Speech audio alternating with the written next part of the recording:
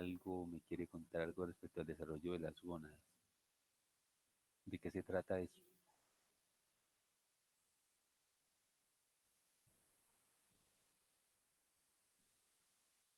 A ver, ¿a qué hace alusión eso del desarrollo de las gónadas? ¿Qué será eso? Doctor, una pregunta es que no sé si seré yo solamente, pero es que se le escucha muy pasito. ¿No se podría acercar de pronto un poco más al micrófono? Pues tengo acá un micrófono pegado. Pues vamos a subirle volumen a esto. Jenny, yo le escucho bien a él. Voy a subirle más a esto. Oye, se le está Ahí, escuchando bajito. ahí me escuchan bien o no, No, doctor, yo también la escucho muy bajito. pero tan raro con esto. ¿Qué pasará, por Dios? Es el mismo sistema que he tenido.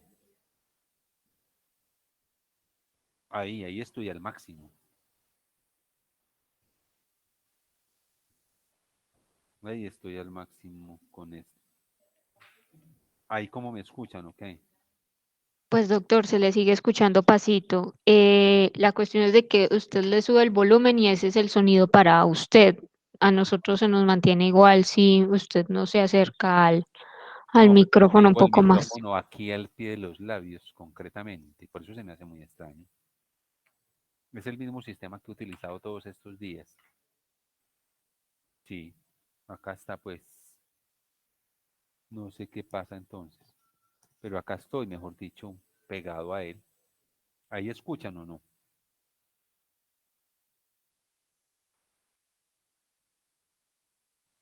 ¿Sí o no? ¿Sí escuchan o no? Ahí escuchan o no. Sí, señor. ¿Sí o no? Mejor o igual. Porque no ha cambiado absolutamente nada. Yo lo escucho bien, doctor.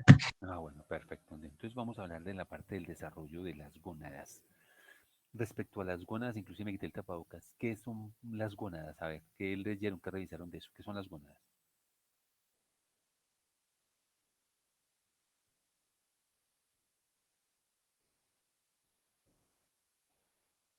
¿Qué son las gónadas? Cuéntenme a ver. ¿Ah? ¿Cuál es la definición de gónadas? A ver.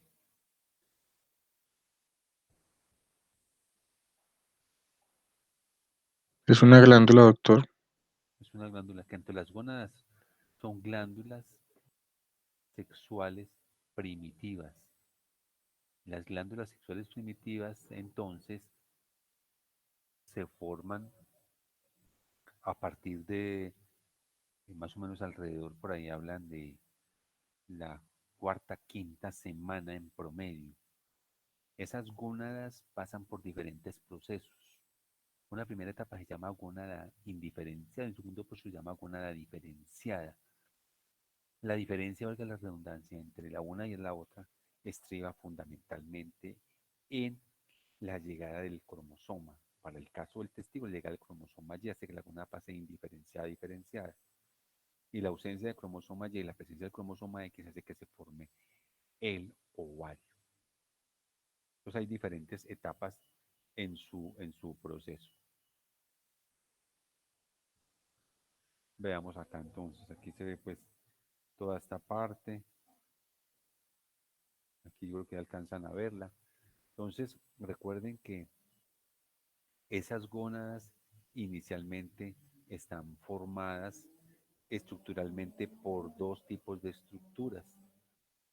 Unas estructuras que corresponden a una serie de cordones, que luego vamos a ver en qué se forman esos cordones dependiendo si es el desarrollo de un sexo masculino o sexo femenino. Y están formadas obviamente por una porción cortical y una porción medular. Están localizadas inicialmente esas gónadas muy cerca a lo que tiene que ver con la parte del desarrollo del sistema digestivo. Ustedes pueden observar acá en esta gráfica, está muy cerca acá, lo que va a ser la parte como del intestino medio. Esas gónadas no son absolutamente nada mientras hacia esa gónada no tengan la llegada específica de las células germinativas primordiales. Entonces, vamos a ver al respecto entonces qué hay. La gónada normalmente se forma de tres fuentes. Uno, mesotelio, mesénquima subyacente y células germinativas primordiales. Esas son las tres estructuras básicas mediante las cuales está formada una gónada.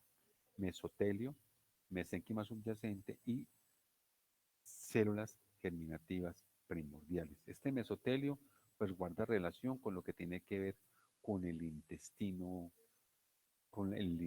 medio. El mesénquima, pues el mesénquima que está rodando todo tipo de células del organismo en general. Y las células germinativas primordiales, vamos a dar razón de qué se trata. Entonces son las tres estructuras de las cuales deriva una gónada. Entonces, en la formación de este sistema tenemos tres procesos importantes en la formación del sistema genital. Una diferenciación cromosómica, una diferenciación gonadal y una diferenciación fenotípica. La diferenciación cromosómica que hace alusión a la determinación genética del sexo. El sexo genético se define al momento de la fecundación. Ahí se define el sexo cromosómico. El sexo anatómico sí depende de la influencia hormonal, como ustedes bien lo saben. Cuando hablamos ya de la parte de la gónada, entonces hablamos del sexo gonadal y vamos a hablar de un periodo indiferenciado, hasta la séptima semana para el hombre y hasta la novena semana para la mujer. Hasta antes de la séptima semana, las gónadas son gónadas indiferenciadas. En la séptima semana, la gónada se diferencia para formar testículo y en la novena semana se diferencia para formar ovario. Existe obviamente también una diferenciación fenotípica y esa diferenciación fenotípica, o sea, diferenciación externa que tiene que ver con la formación de los conductos genitales, con la formación de las glándulas y de los genitales externos. Así se desarrolla todo ese proceso del sistema genital como tal.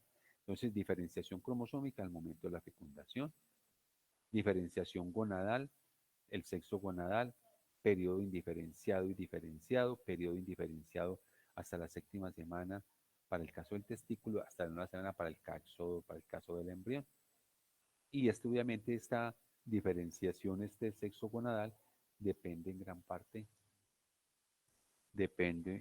parte de la llegada obviamente de las células germinativas primordiales y obviamente depende de la presencia o ausencia del cromosoma X o del cromosoma Y.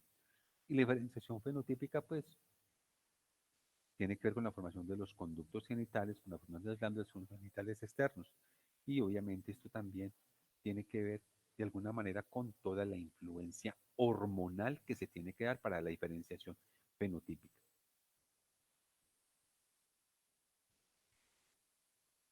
Entonces la diferenciación cromosómica, decimos que el sexo del embrión sea al momento de la fecundación masculino la presencia del cromosoma Y a través del gen SRY y la formación del factor determinante testicular. Eso se hace que la gónada se transforme en testículo.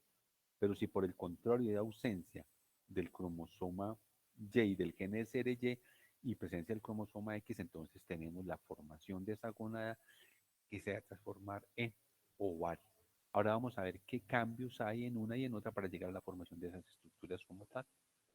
Y tenemos el periodo indiferenciado. Por aquí tenemos las células germinativas primordiales que están en la pared lateral del saco vitelino. Esas células germinativas primordiales, ¿de qué origen son?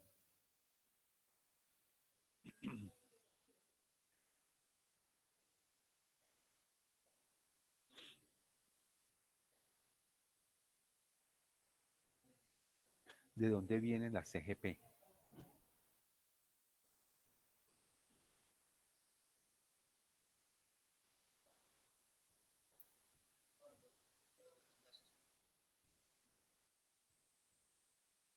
Del epiblasto.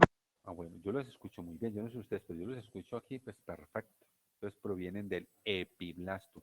¿Y el epiblasto viene de dónde?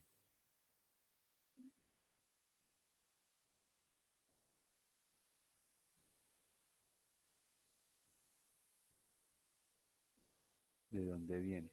Ujú. Entonces tenemos, ¿recuerdan ustedes esto? Concepto, masa celular interna. ¿Cómo se dirá masa celular interna? ¿O qué origen la masa celular interna? Origina el embrión embrioblasto. Y de este embrioblasto va a originar lo que va a ser el epiblasto, va a originar lo que va a ser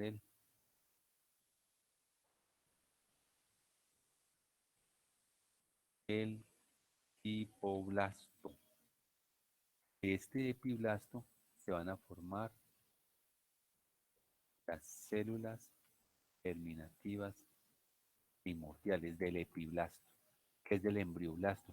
Esto es masa celular interna. Recuerden acá,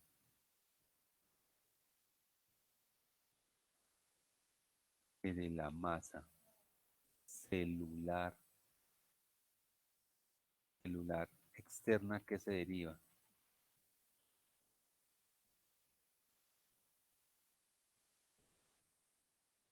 el trofoblasto.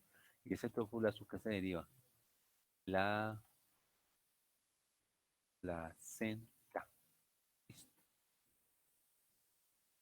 Ahí está claro entonces esa parte.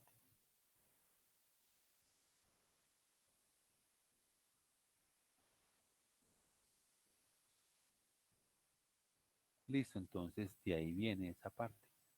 Ya dijimos esto. Entonces, listo. Bueno, entonces de ahí viene lo que tenemos allí. Entonces, el sexo del embrión depende del cromosoma Y, del gen SRY, prototipo testicular, y del femenino depende de la presencia del cromosoma X. Aquí están entonces, aquí están las CGP, en la célula paralateral del saco uterino. Estas CGP tienen que migrar. ¿A dónde tienen que migrar? Hacia la gónada de información. Ese proceso entonces de migración hacia la gónada juega un papel importante en la diferenciación de la gónada. Aquí tenemos entonces quinta semana, mesotelio, mesénquima subyacente y la famosa CGP. Entonces, esto va a ser lo que corresponde a la cresta gonadal. Aquí van a estar lo que van a ser los cordones gonadales. Es lo que tenemos acá en esta parte nosotros. ¿Cómo están formadas? Por una corteza, por una corteza externa y una médula interna. Que esto va a cambiar dependiendo si es ovario o si es testículo. O sea, la diferenciación va a provocar cambios en la corteza, en la médula, y va a generar cambios en los cordones corticales, que es lo que vamos a ver. Básicamente a eso se refiere el proceso de diferenciación de la gónada: cambios en la corteza, cambios en la médula y cambio en lo que vamos a llamar los cordones gonadales, para poder diferenciar entre una y otra. Entonces, hasta la séptima semana, sexo masculino. Novena semana, sexo femenino. Entonces, como hasta antes de tiempo es muy difícil establecer el sexo del embrión, entonces nos valemos de la cromatina sexual. Entonces, la presencia de cromatina sexual es la que en última instancia nos va a definir a nosotros. Estamos hablando de la posible formación de un testículo o de la posible formación de un ovario. Entonces hablamos cromosoma Y o cromosoma X. Cromosoma Y nos define testículo y cromosoma X nos define ovario. Aquí están entonces nuestras famosas CGP. Acuérdense que esta CGP, ya lo dijimos. ¿Qué complejo cromosómico tienen las CGP? Son células que haploides o diploides.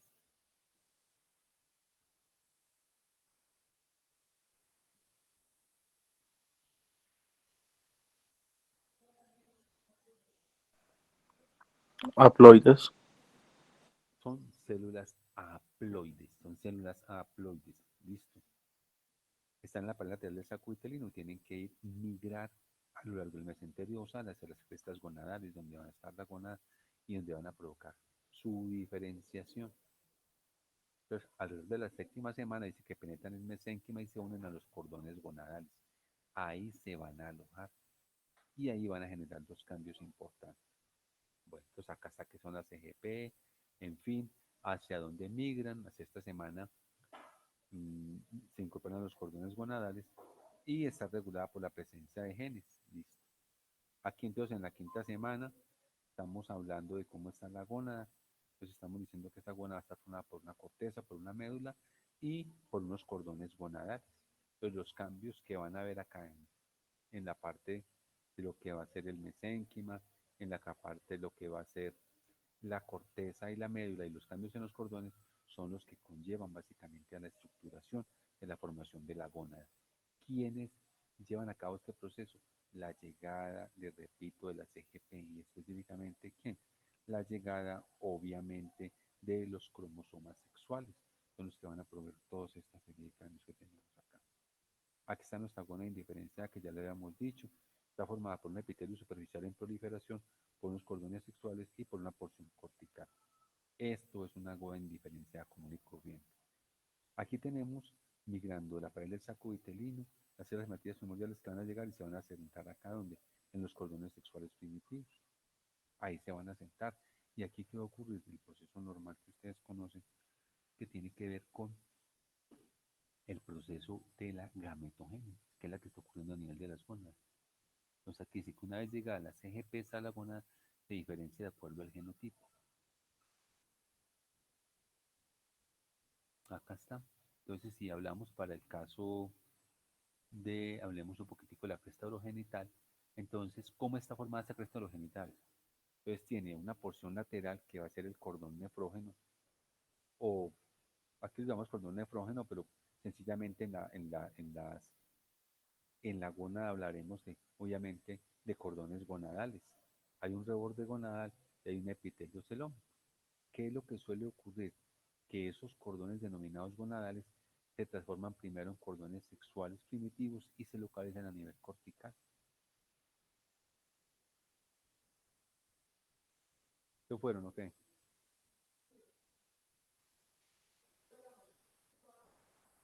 Ah, bueno. Entonces, estos cordones sexuales primitivos van a ir sufriendo una serie de cambios. Vamos a ver qué va a pasar si estamos frente a testículo o estamos frente a ovario. En conclusión, ¿qué tiene la gónada indiferenciada? Tiene una corteza, tiene una médula y tiene unos cordones denominados cordones gonadales. Inicialmente aquí llaman cordones nefrógenos, pero cuando se van introduciendo en el mesénquima subyacente, se convierten en cordones sexuales primitivos. Están más localizados a nivel de la porción cortical.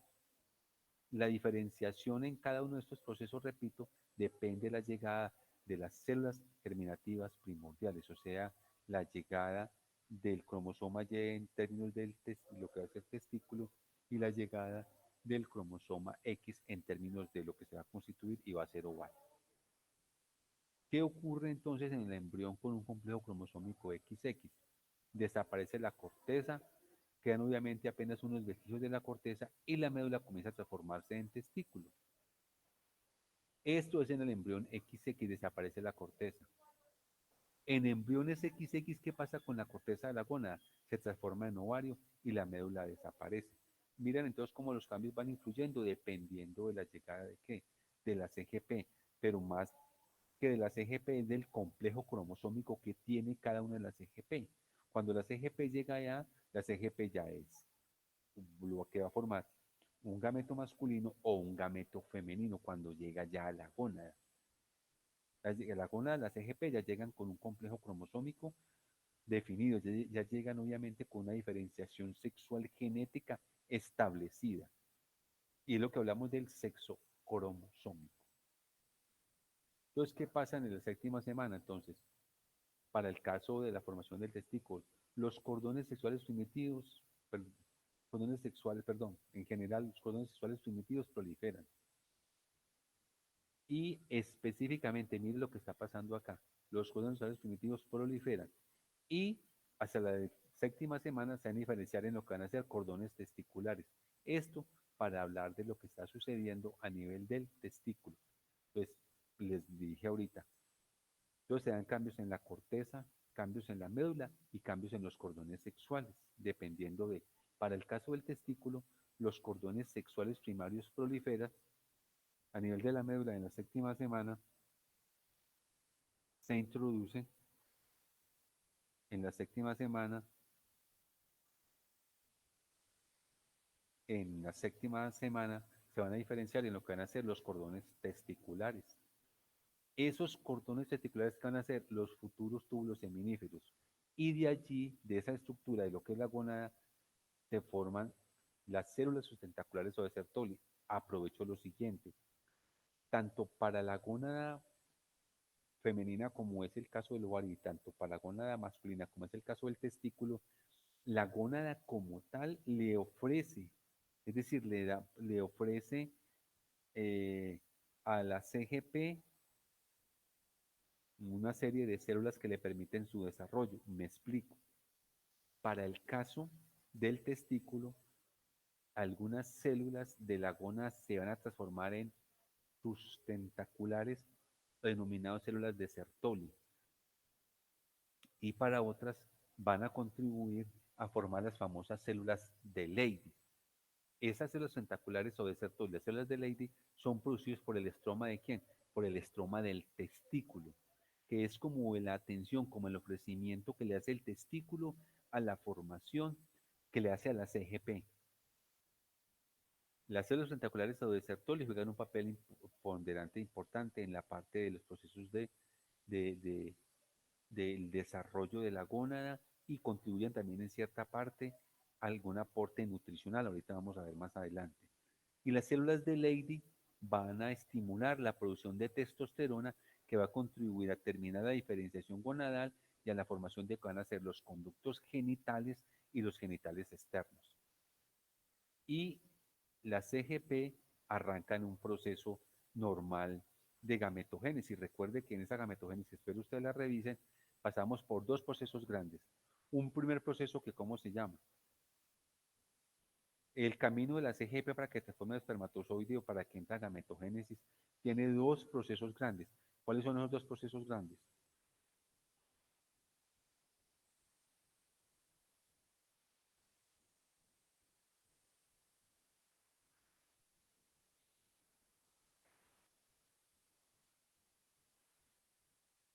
¿Cuáles son los dos procesos grandes?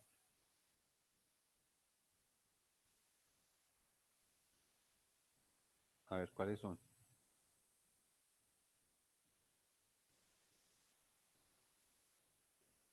A ver, ¿quién me dice? ¿Mm?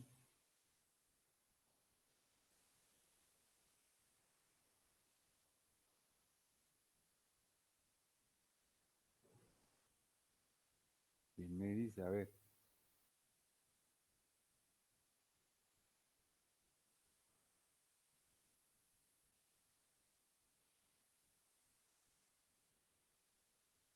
Listo. ¿Cuáles son los procesos? Los procesos... La oogénesis. Me asustó. Uf, habló durísimo, lo escucho durísimo. Ahora sí, dígame. Sería la oogénesis y la espermatogénesis. La oogénesis y la espermatogénesis, es correcto, son los procesos de formación de los gametos.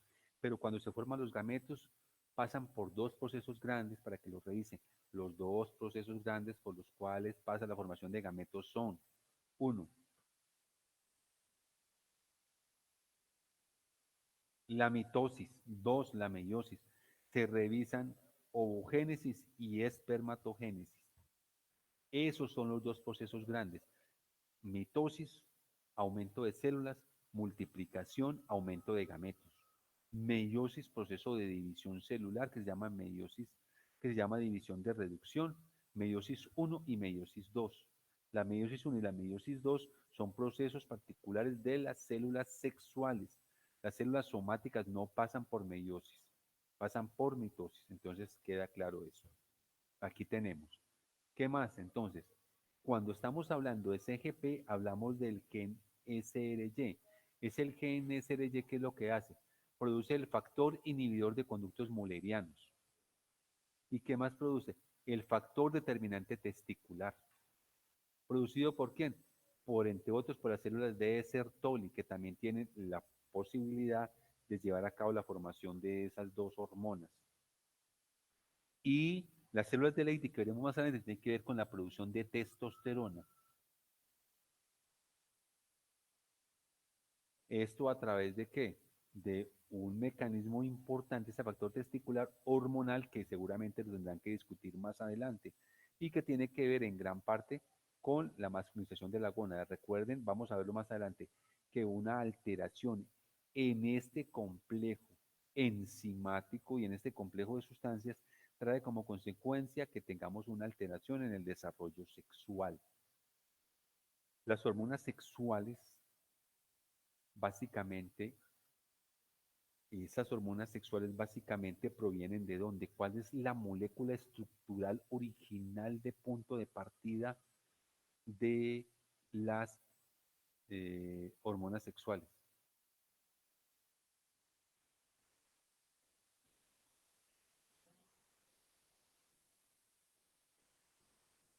El colesterol. Hay una serie de procesos normales que llevan a cabo en el colesterol con todo un complejo enzimático que traduce a que se formen estrógenos y a que se formen progestágenos. Y hay una vía común hasta cierta parte que la van a ver, y a partir de la presencia de una enzima se va a diferenciar para formar estrógenos y para formar progestágenos. Y va a haber un punto también de partida para que se formen andrógenos. Cuando haya una alteración a nivel enzimático en esa vía que estamos mencionando acá, se pueden formar andrógenos en un organismo eminentemente femenino, o todo lo contrario, se pueden formar estrógenos en un individuo con formación masculina, lo que trae como consecuencias alteraciones en el desarrollo de las gónadas y la formación de los conductos genitales. Entonces, células de Sertoli, ¿de dónde vienen? Del estroma de la gónada masculina. Las células, cuando yo digo Sertoli, sobra decir que es del testículo. Cuando digo Lady, sobra decir que es del testículo. Eso está claro, perfectamente claro, que es del testículo. Lo que hace Sertoli, aparte del aspecto nutricional que le dije, y lo que hacen las células de Lady, que es estimular la producción de testosterona. ¿Por quién? Por parte de los testículos. ¿Qué va a pasar entonces más adelante? Sigo con el testículo. Esos cordones testiculares se van a unir y van a formar una red testicular. Esa red testicular va a contribuir posteriormente a formar por parte del conducto mesonéfrico, recuerden que nosotros hablamos del conducto mesonéfrico de Wolff, va a contribuir a formar lo que van a ser los conductillos eferentes.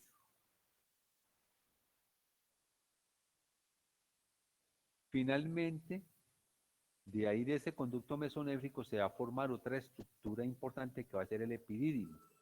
Y de la parte ya córtico-medular se va a formar lo que es la túnica albuginia, que esa túnica albuginia es de origen mesenquimático.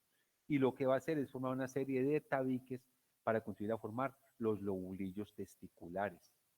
¿En qué parte de la gónada se almacenan las CGP?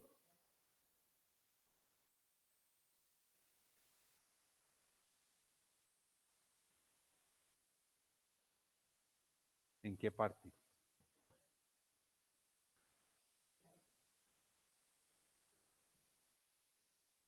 En los túbulos seminíferos. En los túbulos seminíferos donde se alojan las CGP. Acuérdense que los túbulos, y ahí es donde arrancan ellas todo el proceso de la gametogénesis. Finalmente, ¿qué pasa con el testículo? Se desprende del mesonefros y queda fluido por una estructura que se llama mesorquio. En esos túbulos seminíferos es donde crecen las CGP, es donde las CGP entran a su proceso normal de ¿qué? De gametogénesis, de espermatogénesis. Recuerden que la espermatogénesis se activa básicamente durante la pubertad. Esos conductos o esos cordones testiculares inicialmente están obliterados, pero luego, llamémoslo así, esos cordones ya dejan de obliterar, si tienen ya una luz, se tuneliza, si me permite el término, no recuerdo en este momento cuál. Y ahí las EGPs arrancan todo ese proceso normal de la gametogénesis, que pasa por mitosis y pasa por meiosis 1 y por meiosis 2, diferente a la ovogénesis. Recuerden que hablamos de espermatocitos primarios, espermatocitos secundarios, luego hablamos de espermatozoides, y hablamos de lo que es la espermiogénesis, que es la parte final donde el espermatozoide adquiere el cuello, adquiere la cabeza y adquiere la cola. Entonces, aquí en los túbulos seminíferos es donde están viviendo, obviamente, donde están viviendo las CGP. Yo les dije que el mesénquima de la gónada, en este caso del testículo, producen, a partir de las células principales, producen lo que hemos denominado las células de Leydig. Esas células de Leydig estimulan la producción de testosterona alrededor de la 9ª semana. ¿Qué es lo que hace la testosterona? Estimula la formación de los conductos genitales. Segundo, tiene que ver con la formación de los genitales externos. Entonces, aquí está. ¿Qué hace esta testosterona? Diferenciación de conductos genitales y los genitales externos. Eso es lo que hace la testosterona, producida por las células de Leydig. Ya dijimos que esta testosterona, si nos venimos un poquitico como más, nos venimos un poquitico más para acá atrás, proviene del colesterol. Pues hay una serie de enzimas y de rutas. ¿Y de rutas para qué? Para que se produzca la testosterona.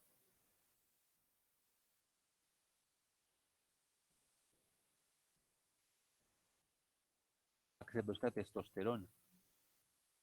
Si se alteran si se altera esta ruta, si no se producen las enzimas en forma adecuada, entonces ¿qué vamos a tener? No se va a producir testosterona. Se puede producir una cantidad de estrógenos y de progestágenos. Y si estamos hablando de un embrión con sexo masculino, entonces tendremos lo que se ha denominado, por ejemplo, feminización testicular. Esto se debe a problemas en esta ruta metabólica. O sea, la ruta metabólica que luego van a ver con el colesterol va a ser común hasta cierto punto, y en un cierto punto la llegada de una enzima hace que la ruta o se vaya para formar estrógenos y progestágenos, o la ruta se vaya a formar andrógenos, depende de eso. Y la alteración en la formación de esas hormonas condiciona alteración en el desarrollo de los conductos genitales y también se traduce en alteración del desarrollo de los genitales propiamente dichos.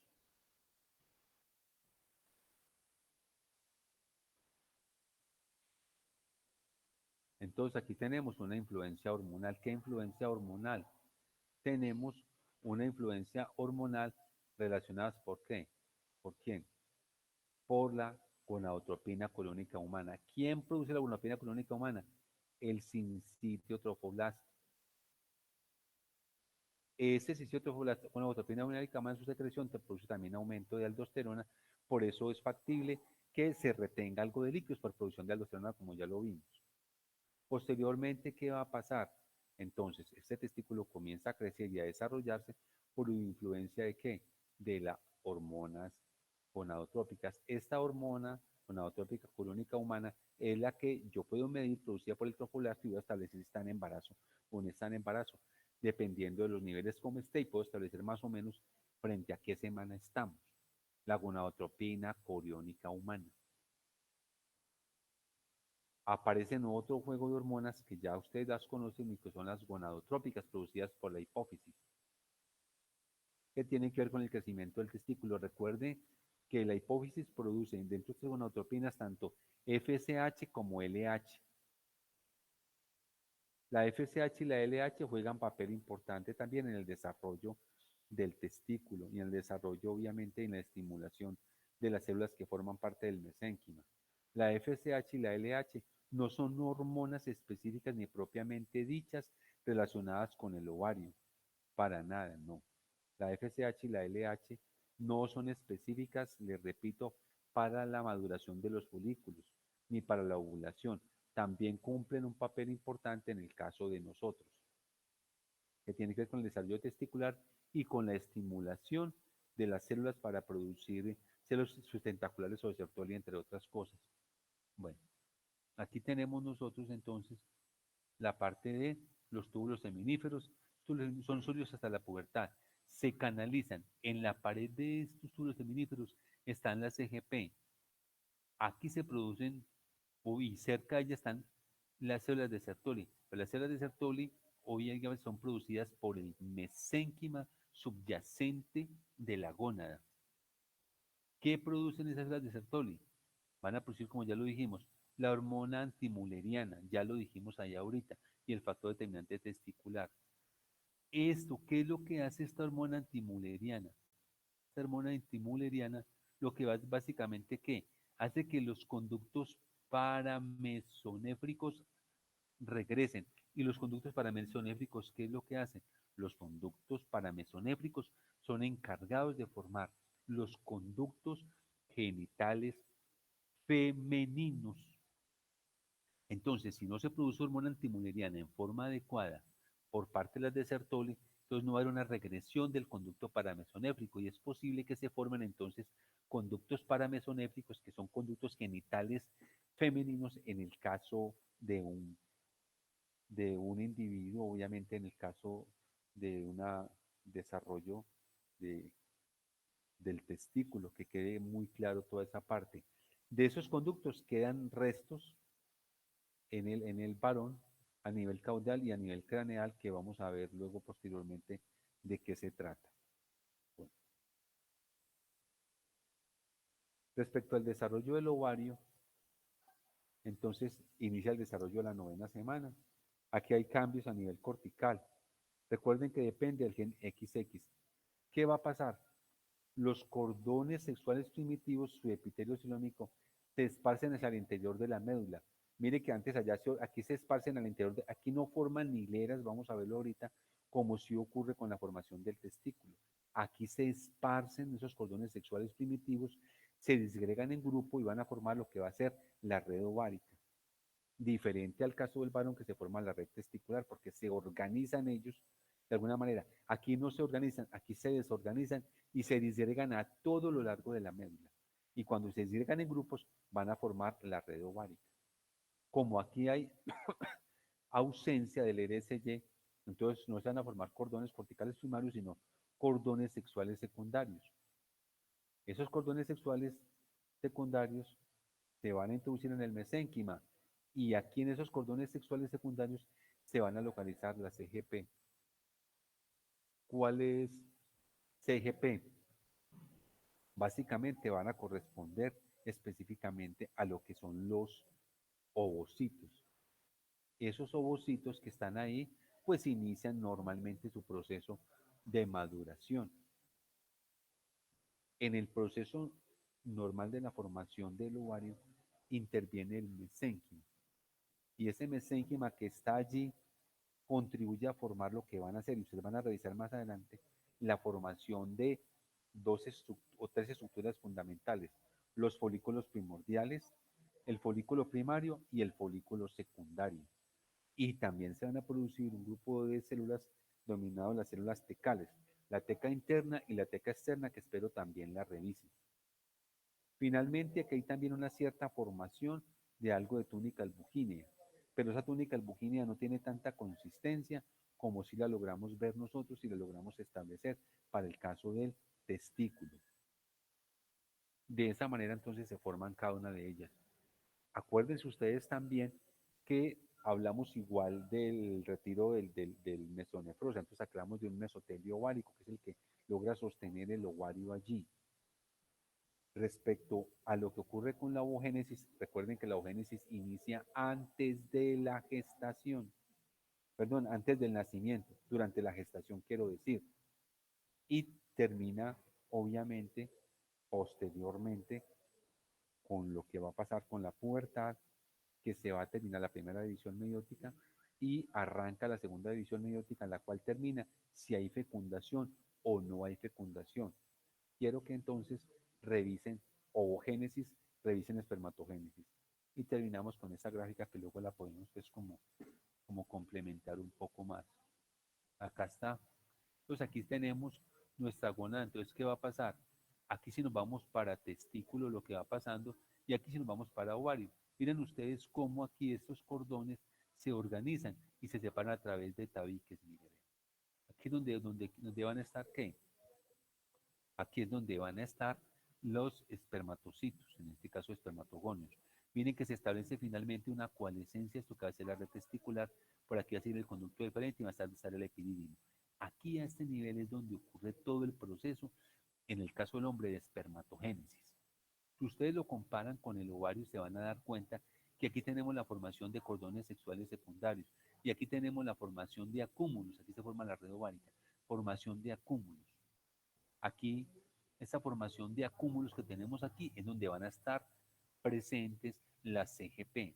Esta formación de acúmulos aquí a diferentes niveles, estas células serían ovogonias que van a entrar en un periodo de ovogénesis para tener lugar ya la formación como tal de los ovocitos. Bueno, creo que apenas es justo Entonces vamos a dejar ahí, luego vamos a terminar como de complementar eso. Les queda como trabajo revisar ovogénesis y revisar espermatogénesis. Mañana nos volvemos a ver, ¿no es cierto? Pero ya es con fisiología o no. Sí, doctor. Mañana, ¿qué tema tenemos entonces? ¿Cómo vamos?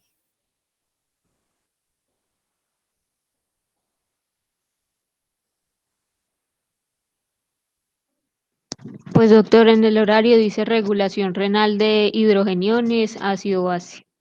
Bueno, yo tengo por ahí un tema que tengo una parte que quiero como acabarla de complementar, que va a ser la parte como lo de... Mañana mencionamos un poquitico eso, pero no voy a dedicar más a la parte que tiene que ver con el flujo sanguíneo renal y con toda esa parte. Y vemos un poquitico eso de hidrogeniones, porque pues me parece importante que miremos el flujo sanguíneo y miremos algo también de hidrogeniones, de cómo lleva a cabo ese proceso de tampón y cómo es que actúan de manera muy general, porque hay muchos procesos, pero mañana hablamos entonces un poquito de esa parte y obviamente el flujo sanguíneo renal, de autorregulación y lo demás, que me parece muy importante que se lo tengan en cuenta ustedes.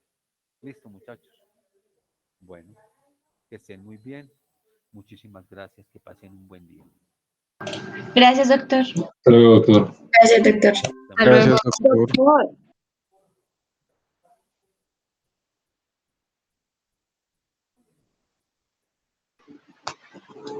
Doctor, doctor García. Señora, se fue. Doctor, es que yo le tenía una pregunta. Es que nosotros de pronto, no sé si le habíamos comentado que estábamos como pensando para los temas del parcial, entonces queríamos como aclarar cuáles son las temáticas del parcial, tanto para fisiología como para embriología, o sea, hasta dónde vamos a hacer las preguntas.